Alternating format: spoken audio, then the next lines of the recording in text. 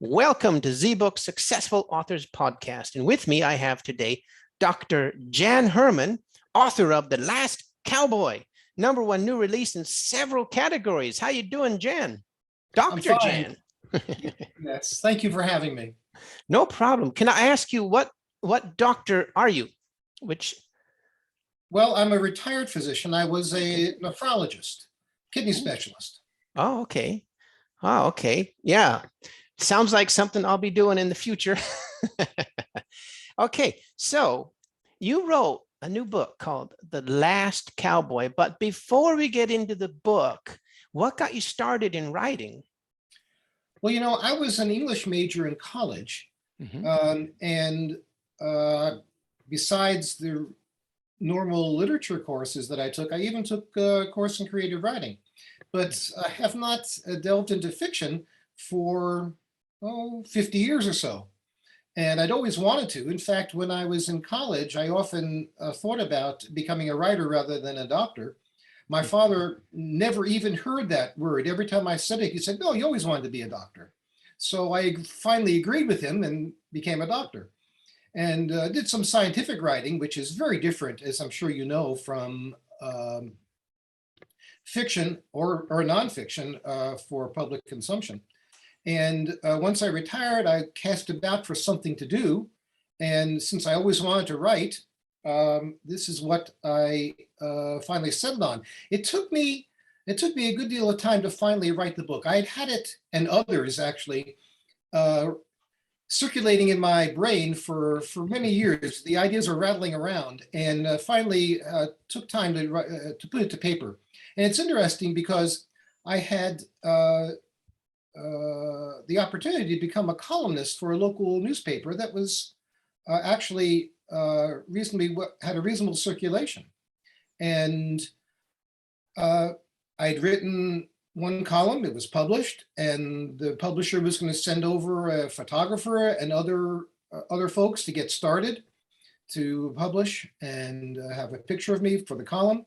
And then he just vanished. I guess in common parlance today, you would say he ghosted me.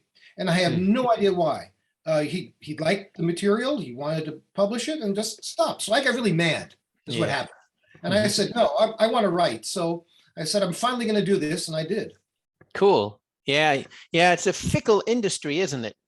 When I don't know why ghosting. Yeah, unfortunately it's typical. So, well, okay. So that was my question. Why didn't you write for the column then? Because so they published one, they stopped. Yeah. How long did it take you to write the book? About a month. A month. Okay. How many words is it? It's around 55,000 words or so. Oh, good one. That's a good sized novel then. Yeah. Right. Well, when I say it took a month to write, I'm sorry to interrupt. No, go for it. Well, I say it took a month to write. It took another 2 or 3 months to edit and rewrite. Of course. And it's historical fiction, right? So it's called The Last Cowboy. So yeah, tell us about that. Well, would you mind if I read from the back cover? You can read any part of it. Go ahead. Well, I'll read from the back cover, which is a blurb about the novel. And I'll omit the first paragraph. This is a sweeping tale of a reluctant hero of the West. It is also a story of romance and international adventure, stretching from West Texas to San Francisco, Chicago, New York, London, Tangier, and the Moroccan Rif. The novel spans an equally expansive time frame, 1860 to 1912. The backdrop is the American frontier, with all its endearing myths and troubling realities. Ultimately, his heroism earns Hank unexpected wealth, friends on 3 continents, and the love of an extraordinary woman. Now ensconced in a mansion in the most exclusive neighborhood of San Francisco, Hank has a beautiful wife, 3 remarkable children. He wants nothing more than to enjoy them all and the highly successful international tour business he and Beth now operate. But alas, perilous mission awaits. Hank has a debt to pay and a friend to rescue in a far-off land. And I can tell you that throughout the course of the novel, I plant what are I guess in the electronic technical world called Easter eggs Ah, yeah. that are little surprises and foreshadow many events and that occur later in the novel. How long did it take you to research it? Well, it was that month or so of writing. I was simultaneously writing and researching at the same time. The internet is a marvelous tool for such things. In previous years when I was growing up, I would have had to spend a year in the library to do what I did writing. And in fact, I would spend 12, 14, 16-hour days writing. It wasn't as if I was just sitting around going in and out for a month. I spent much of my time here at the desktop typing away. Yeah, by the way, go ahead. The previous person I interviewed also does historical fiction, and you can charge more for historical fiction than other books because it takes longer to write them, basically, and research them, and it's pretty cool. So tell us about Hank. Well, Hank is the protagonist, and he grows from what one reviewer called a rough and ready cowboy, including some illegal activities, to become a lawman and ultimately a successful entrepreneur. But he's grounded by a sense of morality and ethics that leave him with a sense of guilt for some of his past doings and a need to repay his friends and society in general for the good fortune that has come to him. He never quite sees himself as a hero. He never actually recognizes that fact, except everybody around him does. And the story centers on him, but there are also interludes about his wife, his daughter, and his two twin sons, all of whom are remarkable human beings. And Hank is involved in international intrigue and a number of rescues. And he does, in fact, have a couple of shootouts with some bad folks out in the Old West. Yeah, cool. And it starts out in Nob Hill, San Francisco. But I have to ask you, what does Morocco have to do with The Last Cowboy? Well, that is a great question, which leads me into the story itself. Yeah. Ultimately, after finishing a stint as a sheriff, he founds a tour business in San Antonio, Texas. Mm-hmm. And that leads to two things. First, he meets his wife, his wife-to-be, as part of a tour. And second, he meets a Moroccan businessman who turns out to be enormously wealthy. And he's so taken with Hank that he invites him to Morocco for a visit. And he leaves him a gift, which happens to be a diamond, knowing that would be an enticement. And in fact, Hank takes the bait and goes to Morocco, where he is hosted by this Moroccan, Mr. Al-Aziz. During the course of that visit, Hank and the a sergeant of Mr. Aziz's army rescue Mr. Aziz's daughter, who has been kidnapped. And that leads to many, many other adventures. Ultimately, Hank has to return to Morocco 20 years later because the sergeant who helped him rescue this young woman saved his life and is now impoverished and is under assault. So he has to go back to Morocco, he feels, and he's willing to risk his life and all that he's attained at this point in terms of wealth and family in order to pay this debt he owes to Ali. And that's how he winds up back in Morocco 20 years later for his last adventure. And as one reviewer put it, he must one more time become the last cowboy. Cool. Yeah, I don't want to give away too much of the story, but did you use some kind of like a template, like the 3-act play or the hero's journey or something like that? I did not do it quite in that format, but what I did do is to set up a rolling format wherein Hank would write an essay, which would sometimes detail his previous life and from which you understand his motivations. And sometimes these essays would also veer into a variety of esoteric topics, but always give background information. The second chapter following that would be the present time in San Francisco or later Morocco. And the third would be a third-person narrative of past history. So we would go back and forth, present and past, interspersed with these essays. And it would follow a pattern, 1, 2, 3. That's interesting. Because I was going to ask you, how do you keep it all together? Because I do a little bit of fiction myself, and when you do these not alternate timelines, parallel timelines, and you know, every character has his own or her own timeline, how do you keep that all together? It was challenging, and I had to constantly take notes. And ultimately, I had to research the travel times and travel means, and the approximate time it would take to get from place to place back in the time settings in which they occurred. And it actually, I got confused, so I had to write it all down. And at the end of the book, there is a timeline, which I would encourage readers not to look at until they finish, because it gives away the plot. But the timeline in the end is reasonably accurate in terms of travel times and how long it would take to go from one destination to another. I can also tell you that part of the book, I pay homage to a number of movies for which I drew timelines, and they were some of my favorite Westerns. High Noon, there's a plot that I sort of took from High Noon, just to pay homage to that. And also the same for The Man Who Shot Liberty Valance and Quigley Down Under with Tom Selleck. You know, if you haven't watched those movies, I would greatly encourage you to do so if you like Westerns. They're wonderful. And the other one was, The Wind and the Lion with Sean Connery. I saw that. You know what's so funny about that?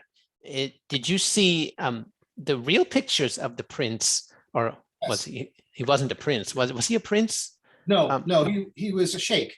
The sheikh. Did you see the real pictures of him? Yes, and that doesn't look like anything like the movie. Exactly, but he's part of the plot, by the way. I introduced people into the plot, although of course they weren't doing the things that they did in real life, but I introduced them.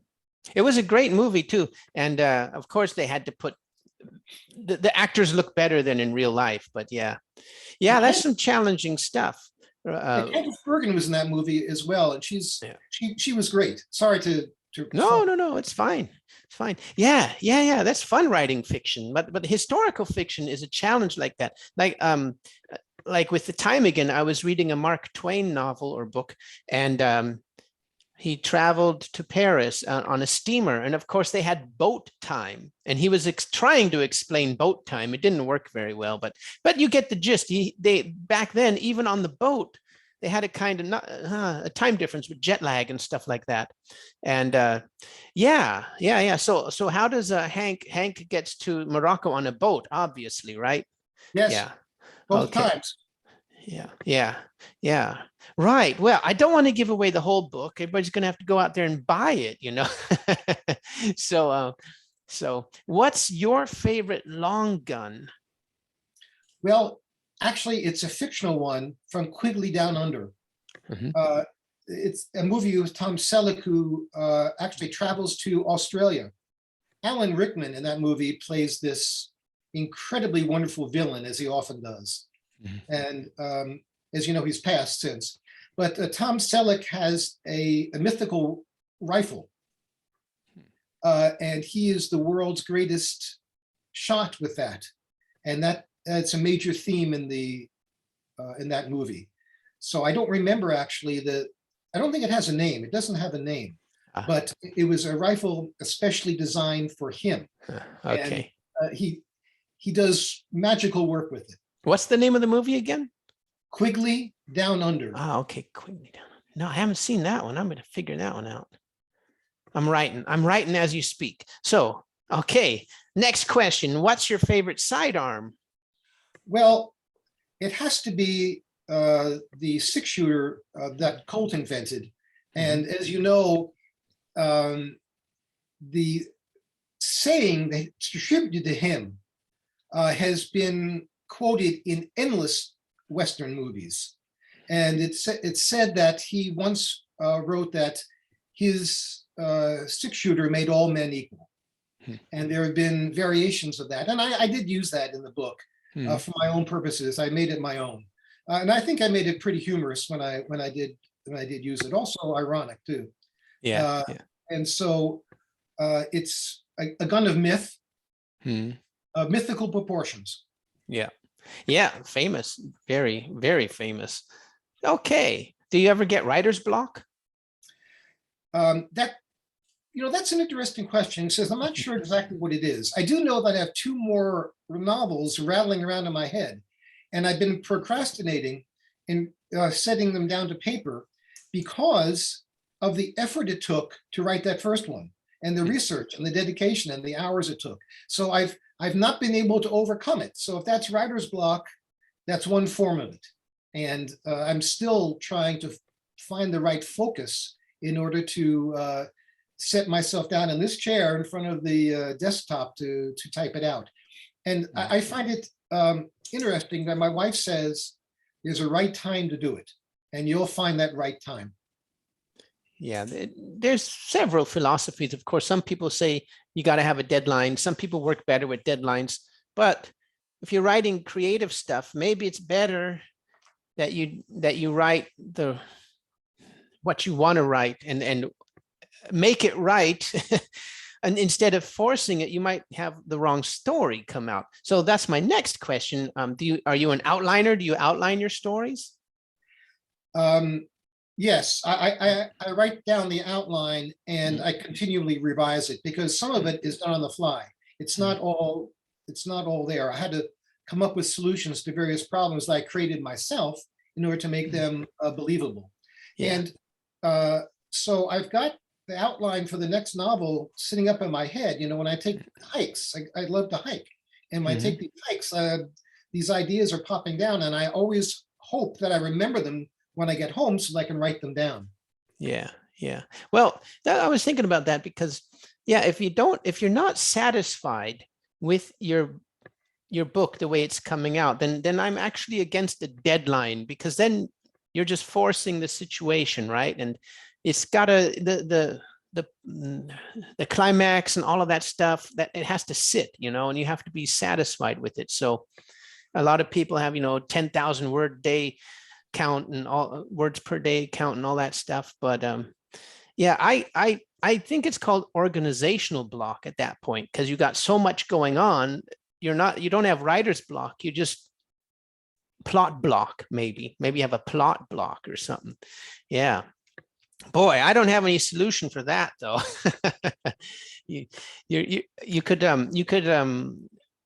read some other books and get some inspiration, and then try to work backwards from the goal. That's one thing I used to do. But yeah. So talking about other books, then, who's your favorite author? Mark Helprin. Okay. What did he write? Well, he's written a whole series of novels and short stories. I've only read the novels. I think I read one short story. His probably most famous was, I wrote it down. Hang on one second. Winter's Tale, which was made into a movie. Oh, okay. Yeah. And it's a fantasy, and it was not greatly reviewed by the critics. It was not a huge success, but for me, it's a wonderful novel and a tearjerker.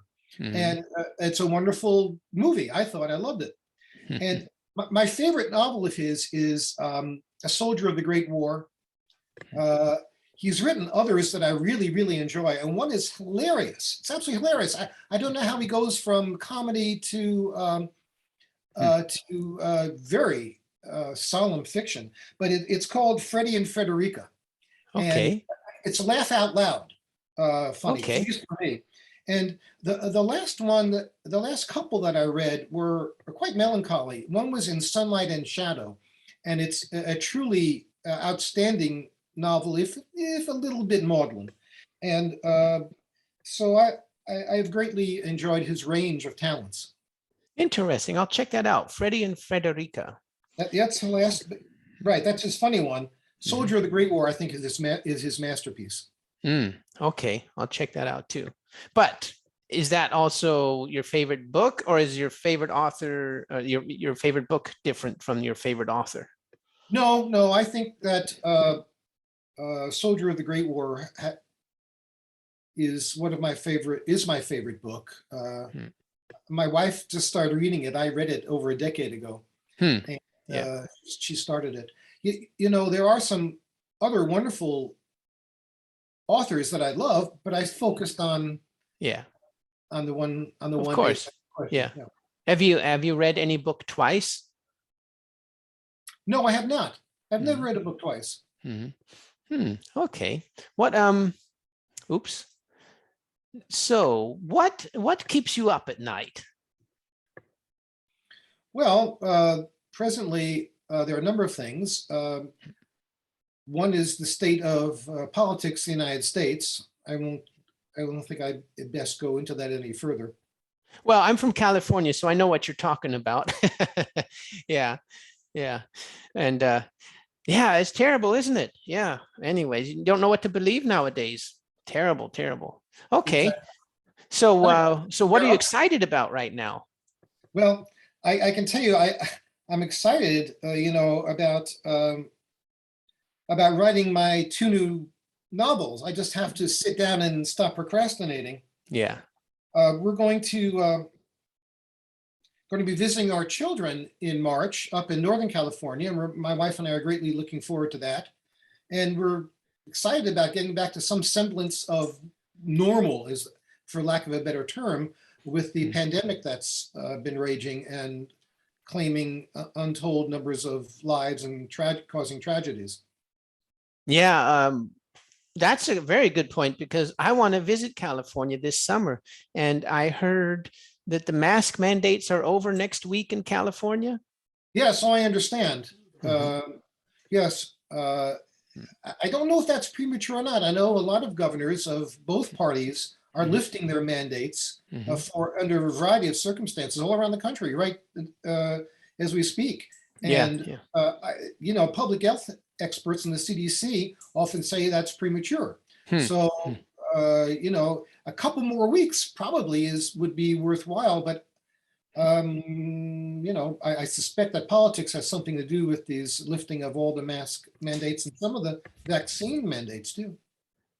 Yeah, well, it's difficult to compare other countries and other states, but then again, if there was a clear, yeah, follow the science, they say, well, if the science was clear, then wouldn't they all do the same thing?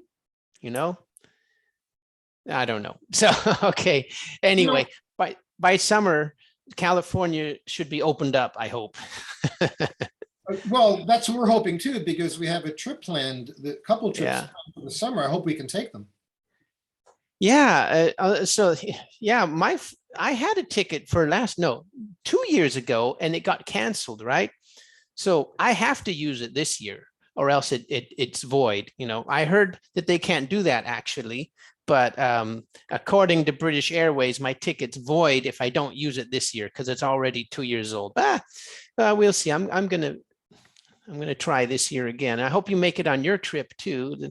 And sooner or later, it has to be over. What really scares me though is that this is going to happen every 5 to 10 years. Every 5 to 10 years, there's a new coronavirus strain coming out. What was it? Several years ago, SARS-CoV-1, the bird flu. Before that, it was the pig flu.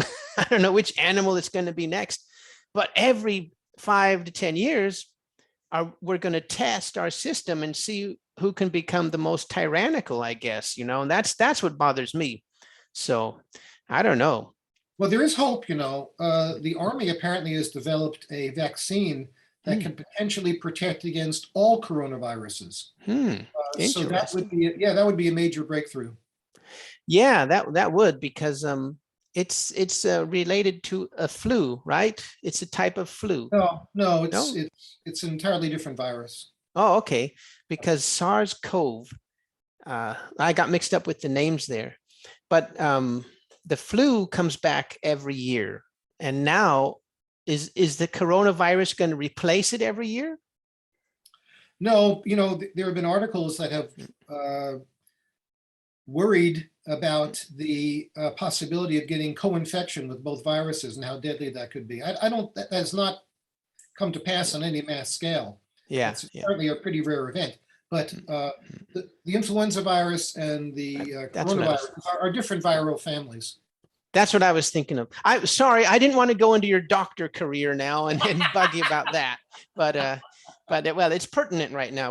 We both want to travel, right? So, yes. Yeah. So, well, I was going to ask you, what's your project? So you got 2 books coming. Do you have working names for your 2 next books? Well, one will I think will be letters plural from Berlin. Now there is there's a nonfiction letter from Berlin that was reissued just recently, and so I don't want to trade on that. So, but I have the plot lines down and the characters as well. It's the same family, just in a later time frame, and that's the preliminary title, but I may have to change that to Letters from Munich or something else, so that I don't appear to be trying to use something else. And yeah, the title is important, though. You want a catchy title, right? Yep. So, all right. If you don't mind, I'll ask some miscellaneous questions. So, if you could eat dinner with anyone, past, present, or future, who would it be? That would be Abraham Lincoln. Oh, he's been my hero forever. And, going back to my novel, Hank evolves. And the way he evolves, I demonstrate that through his essays, which become increasingly sophisticated under the tutelage of his wife. And Abraham Lincoln evolved in many ways in his belief systems, especially toward African Americans. And it's difficult to pin him down, but of any human being that I know of, he's the one who appears to have been grounded in a set of ethics that guided him throughout his entire lifetime. And unfortunately, had he not been assassinated, you can't engage too much in speculative history, but the direction of the United States would have been much different.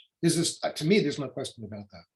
And here's a man with great ambition, but with incredible moral authority. And it's difficult for anyone, to my knowledge, to have matched that. Yeah, it's would be great to go back and meet some of these people and talk to them, But how far do you want to go back? I'd like to go back, really far and see who my ancestors were, or something like that. But yeah, and then Honest Abe, he was also there during the Civil War, was probably the worst war we were ever in, huh? Our ancestors were ever in, Yes. Yeah. Yeah, interesting times indeed. I was reading a lot about that too. And they, the North was industrialized. They had the telegraph, and basically the South didn't have a chance. But Abraham Lincoln, man, he's an interesting character. We could do a podcast just about him. Yeah. All right. Another spontaneous question. What's in your pockets right now? Nothing. Nothing? No stethoscope or car keys? Empty pockets, no stethoscope, no car keys. The stethoscope I hung up, sitting upstairs in my closet. Very good. Yeah. So, yeah, living the Zen California lifestyle, huh? Cool. Okay. Do you have a morning routine? Yes. I do wake up at around between 7 and 8 every day. even though I may want to sleep longer, and come downstairs and make myself some tea, sit down and read my Apple feed with the tea. So I spend an hour or more every morning reading about the news of the day, getting myself overly excited, and then getting myself having to go outside and exercise as a result. Yeah. Well, I can improve your life 50% instantly. Just stop reading the news. That would be a wonderful idea. I'm addicted, unfortunately. Yeah. Well, I also say that too. I would love to do that, but it's our tax money they're using, it's our money they're using to do all this stuff. So of course you got to be interested, Well, the good news actually is there on the Apple app. I don't mean to publicize Apple, but on that app, they have lots of other interesting stories besides just news. Yeah. And I learned about this latest fusion experiment in Oxford, England, and just today, and learn new words I'd never heard of before. So sometimes it's diverting. Sometimes we get stuff from National Geographic that's interesting. Yeah. National Geographic used to be my favorite magazine. I had a subscription to them. All right. What's the one question you wish people would ask you, but they don't? Ooh, yeah. I would say that why I have had, without boasting, a reasonably successful career. Mm-hmm. And I would answer, and a more than reasonably successful marriage. And the answer to both questions is my wife. Oh, lovely. Yeah. So, oh boy, how much time do you have now? I'm looking at my clock here, Yeah. So you're retired now, right? Yes. So now you have all sorts of time to write books. So when did you retire, if I may ask? 2 years ago. Okay. Are you enjoying it? It was a difficult transition at first. My entire identity had been tied up being a doctor. As with many folks, I was my work.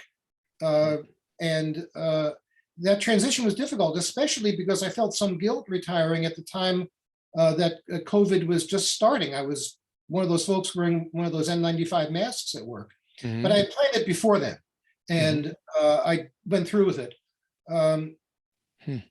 And I was rooting around for things to do because I had not prepared well. I'm an avid reader, but you can't spend your days every day, all day just reading. And so it took me some time. I'm an avid hiker too, and I a lot of that. And so that's when I thought about writing a column. And that almost worked out, but I guess it's good that it didn't, because I sat down and wrote my novel almost as a direct result of that. So so it was a bit of a difficult transition. I'm pretty well reconciled to that now, although I still maintain a medical license. I guess interesting. I'm still clinging to my identity. Yeah, it's tough, isn't it? I hear you. And actually, you retired, right? Was it right when COVID hit? Yes, I retired in March of 2000. Like right when the stuff hit the fan, basically. And I was actually fortunate because the individual I shared an office with got COVID, and had I not left, he got after I left, I might have been one of the casualties, because that was before the vaccine, and I'm at an age and gender where I'm at high risk. I heard we're all going to get it. Like, we're all going to get it at one point. But okay, no more medical questions. Sorry about that. That happens to all doctors. People start saying, "Hey, can you look at my elbow?" and all this stuff. You can't go anywhere without people asking you dumb questions, huh? Sorry about that. No, that's fine. And, I don't mind engaging in those things, what little knowledge I have. Yeah. Okay. We'll have to do another podcast about COVID and all that other stuff, Okay. Well, so I'm sorry. Yes. Go ahead. What were you going to say? I can't represent myself as an expert on COVID. Yeah. I'm not Yeah. one of those folks who appear on TV all the time with their medical knowledge. Yeah. Well, no, I don't think you want to, because it's just so dangerous now. You might say something true and it'll get misconstrued or chopped up in the media, and then you're guilty of something. It's really dangerous anyways. That's why I should stop talking about it myself, So where can we reach you online? I have no presence in social media. What about your books? Well, they're available on Amazon. And I think they're also available on Barnes and Noble too. In fact, I know they are. So they're available on both sites, both in electronic and print version. So that's easy. Jan Herrman, The Last Cowboy. Yeah, if you just if you go to Amazon, just put my name in with 2 R's. Yeah. Okay. You get it comes up, or as The Last Cowboy. It actually comes up easier under my name. Yeah. Cool. All right. Well, it's been great talking to you, and I wish you lots of luck with those 2 new novels. Let me know when they're done, and then we'll do another podcast. I'd love to do that. All right. Great. Thanks again, and see you next time. Thank you very much.